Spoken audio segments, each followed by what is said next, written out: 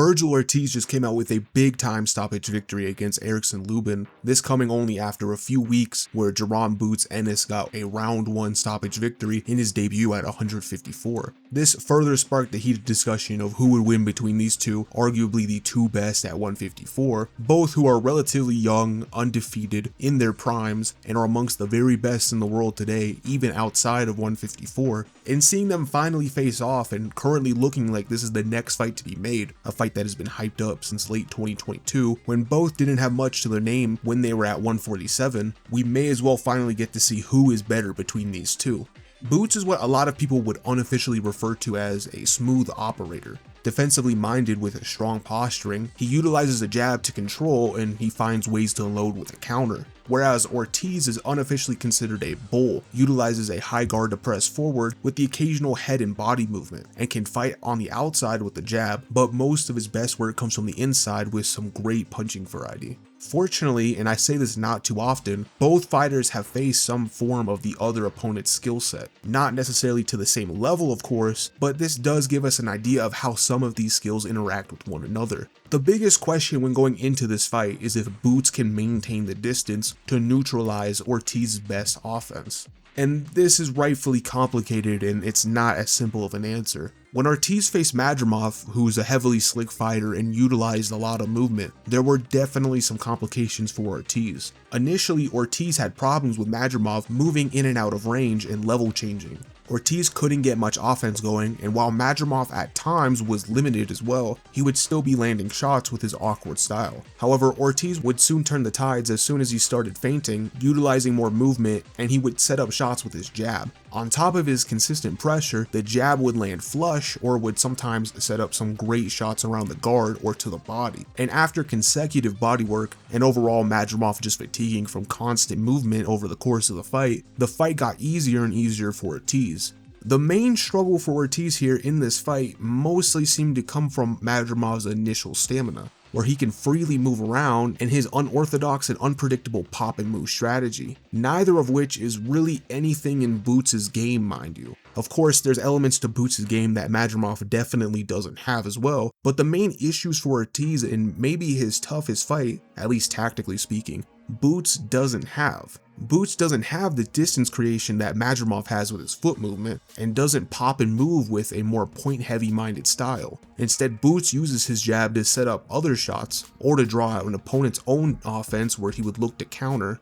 But on the flip side, Boots has had much better distance management than Madrimov, utilizes his jab to maintain distance, whereas Madrimov more so relied on his foot and body movement to maintain distance. Nothing kept Ortiz from just moving forward, especially when Ortiz himself started using more body movements in his high guard, which would help neutralize Madrimov's counters. Now factor in Boots likely has more pop than Madrimov, better counters both in placement and being more punishing, on top of the fact Boots has a jab to keep Ortiz honest and at bay, and it's not like Ortiz can just swing for the fences like he did against Boachuk or Madrimov. So the question now becomes, how does Ortiz's defense hold up? When actually thinking about this fight, Boots hasn't really faced anyone with a high guard. He did face Stanionis, who did utilize a high guard, but that was more loose in nature, and his main way of creating offense and preventing Ennis from landing his own shots was to dip the punches and then eventually lunge when attacking. This worked at times, where he caught Boots with a few good shots, mind you, but overall it was a very failed attempt.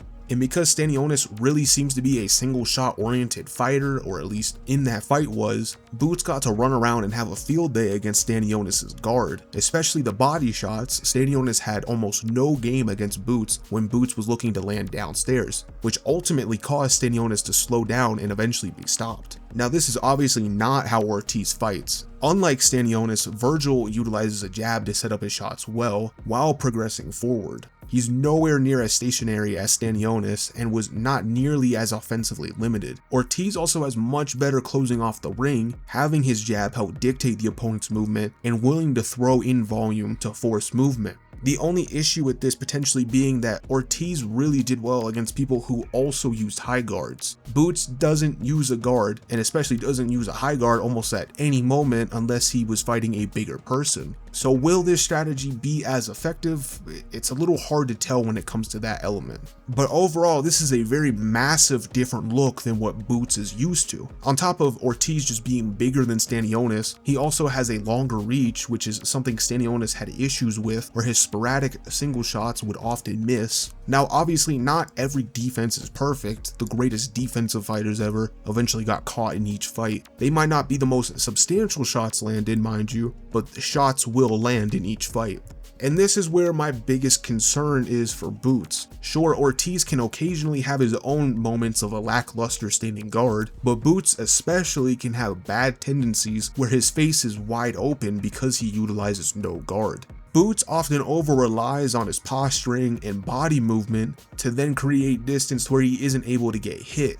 Now, Stanionis had moments landing some shots, and when Jaron stood toe-to-toe with Boots, consistent counters and jabs landed flush because of that lack of a guard. And while Ortiz's defense isn't this Marlon Starling or Dimitri Bivol level defense, he has enough to his game and is by far one of the most defensively sound fighters Boots has faced up to this point. A strong high guard and a great looking jab to consistently pressure you while limiting your choices of movement and openings. Combine that with his use of body movement and feints for potentially better positioning or forcing Boots himself to pull the trigger on a wrong punch, and you can see where Ortiz is not exactly the sitting duck other Boots opponents became during their fight. The hooks Stanionis landed are not going to be like how Ortiz was landing. Boots needs to utilize the jab like how he did against Lima and Stanionis. Against Jaron, when he did not use the jab, he would consistently get pieced up in their combination showdown. Standing toe-to-toe with Ortiz should not be Boots' game plan, and that is a recipe for disaster for Boots.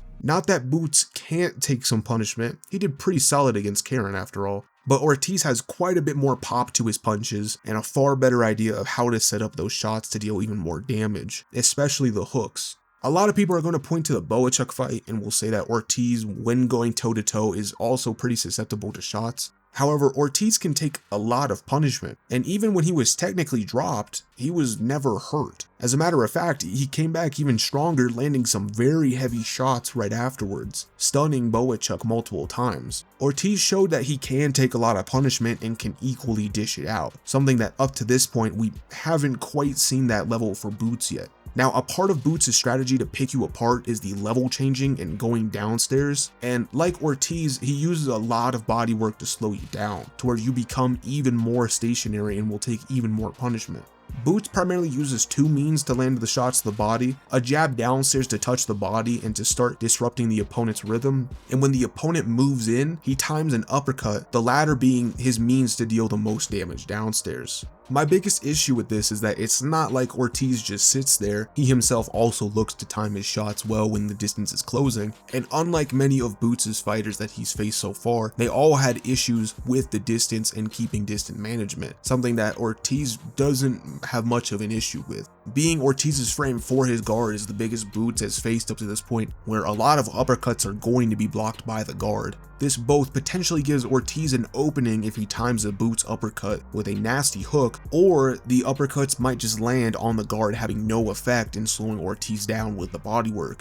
Jabs alone are not going to be slowing Ortiz down. That's never happened in any of Ennis' major fights up to this point, and are incredibly unlikely to be the case in this fight. And without the bodywork, I'm failing to see where Boots is going to be as successful as he was with his other opponents when it comes to slowing them down. Ortiz demonstrated he can go a strong 12 rounds no problem, where you will need to find a way to slow him down, otherwise he'll continuously press forward. So if Boots can't get to the body, is it just over for him? Nah, and we saw that against Lima. Almost nowhere to the body occurred, and Boots was able to find the shot to set up massive bombs right afterwards. Of course, in the Boachuk fight, Boa landed a nice counter hook, which would cause Ortiz to have a flash knockdown, so it's not like a counter hasn't affected Ortiz before, but other than just being temporarily dropped, Ortiz was fine. The shot had no bearing on the remainder of the round, and as previously mentioned, Ortiz would come back even stronger and land massive shots. Sure, a great counter can stagger anyone, unless you have a very granite chin, but the means in which Boots is landing the shot is not at all going to be similar to Lima lowering his guard and letting his hands go. And when I start to put this into perspective with Ortiz's game, there's a lot less openings when he moves forward, and those openings only really exist when Ortiz is keeping a distance and jabbing. Ortiz also uses a tremendous amount of bodywork in his game, where I'm not really sure what happens if Ortiz is able to deal a lot of punishment to the body like he aims to do.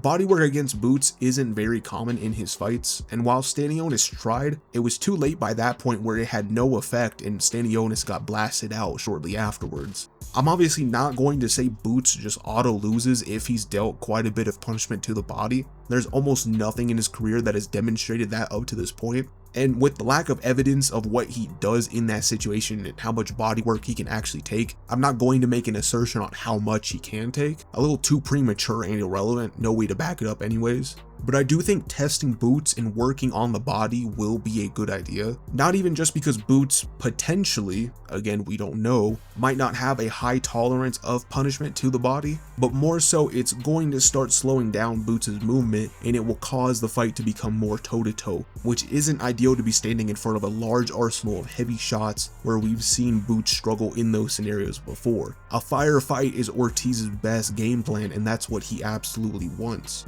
And I feel like that almost summarizes this fight perfectly.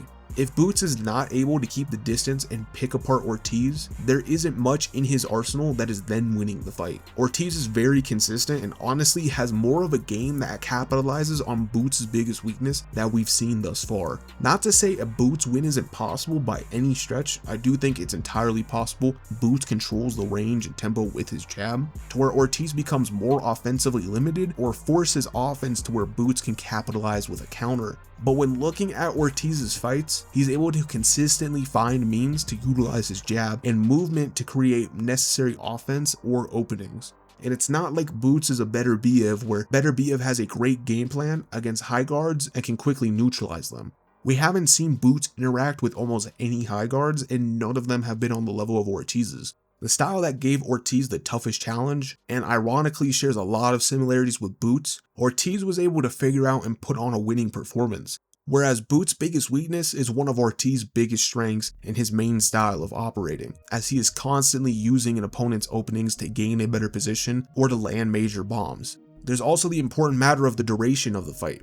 Both have had almost all their fights end in stoppages, but Ortiz has looked significantly better in late rounds and has gone the strong 12. Boots in both of his fights with Jaron, especially the second one, was consistently up and down throughout. Considering Ortiz's style where his constant pressure and punishment only add up as the fight goes on, whereas Boots took a lot of punishment in 2 of his fights that went to the cards, it makes for a fight where the longer it goes, the more it favors Ortiz. Add on top of the uncertainty of how Boots can handle potential massive bodywork, and I have a lot more questions surrounding Boots than Ortiz. And obviously this video is looking at things in a more than likely stance, as we can't answer anything for certain until the fight occurs. The question marks surrounding some of Boots' skills in this matchup make it harder to justify him winning.